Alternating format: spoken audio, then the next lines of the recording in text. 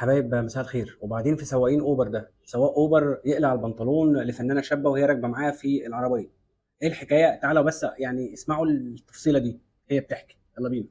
حيوان اوبر اللي انا كنت راكباه فجاه وقف في الطريق ده، وفجاه قال لي اصل العربيه سخنت.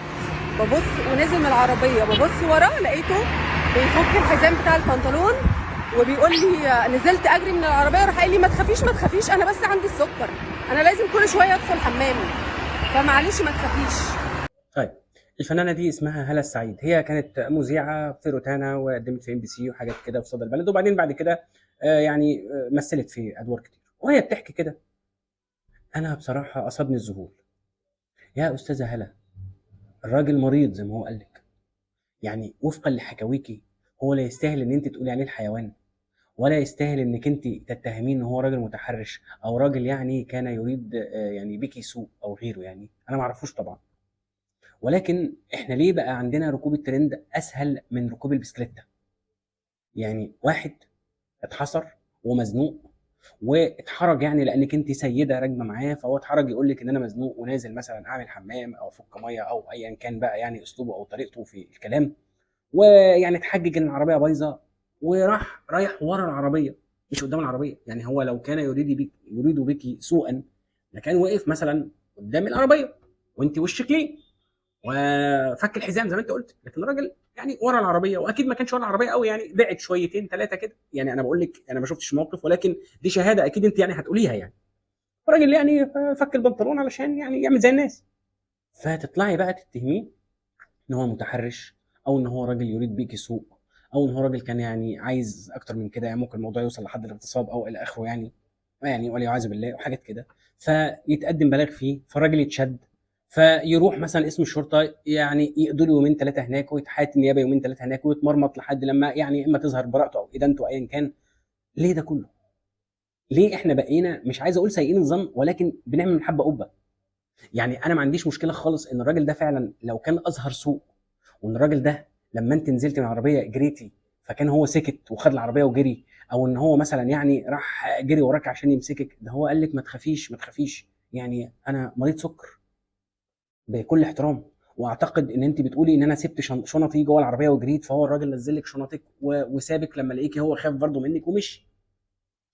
احنا معرضين كلنا ان احنا نتزنق على فكره.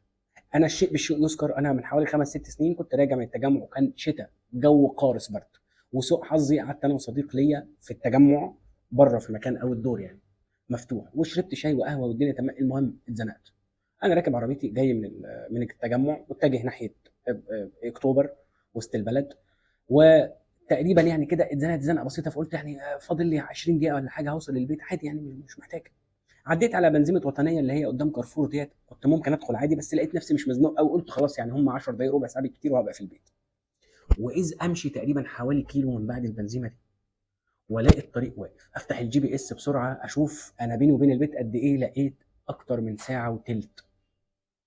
طبعا مش هستحمل، وزحمه ايه بقى، الطريق زحمه ترس من عند كده الاوتوستراد لحد نزله المنيب، ومفيش مكان. بدات اتزنق لدرجه ان انا خلاص هنفجر، هموت، ادفع نص عمري وادخل حمام اقسم بالله. لدرجه ان انا فقدت عقلي، يعني انا مش عارف اركز، مش عارف اعمل ايه، مش عارف اتصرف، ودماغي وقفت عن التفكير. ساعتها لولا يعني رحمه ربنا بيا، بعد حوالي انا عمال افكر مش عارف اعمل ايه، حوالي مثلا مشيت حوالي 200 300 متر كده بالراحه بالعربيه، لقيت في نصبة شاي فوق الدائري. اه والله العظيم، تقول لي ازاي ما تعرفش، على اليمين واقف عندها ميكروباصات كده وما اعرفش ايه، وفي سلم بنينه الاهالي بينزلوا ما اعرفش فين الكلام ده يعني، بس بعد الاوتوستراد بشويه يعني. رحت جاي من اقصى الشمال على اقصى اليمين بقى وكلاكسات، ورحت رامي العربيه قدام نظره الشاي دي. الراجل بيقول لي يا بيه، قلت له اهدى دلوقتي. نزلت، يا دوب نزلت كرم ربنا لقيت قهوه في وش، دخلت قلت الراجل حمام، قال لي في موبايل، حلو قوي هو ده المطلوب. انا لو ما كنتش لقيت القهوه دي انا كنت هتصرف باي طريقه تحت الدائري بقى، قولوا عليا بقى انت فاهم يعني راجل مش متحضر، راجل قليل ذوق، مفيش، هعمل ايه، هموت. فيعني اقصد ان احنا كلنا بنبقى معرضين لده وعادي. فالراجل يعني مزنوق، ولكم ان تتخيلوا ان انا يعني انا مش مريض يعني، لكن هو راجل مريض، فالموضوع عذره يبقى يسمح له ان هو يعمل كده. نطلع احنا بقى ونتهمه بان هو راجل كذا وكذا وكذا وكذا. استقيموا يرحمكم الله. واستاذه هاله، انت يعني راجعي نفسك تاني واقعدي فكري في الموقف، واللي انت قلتيه ده هو يثبت حسن نيه الراجل، ويثبت انك انت تسرعتي في الحكم عليه.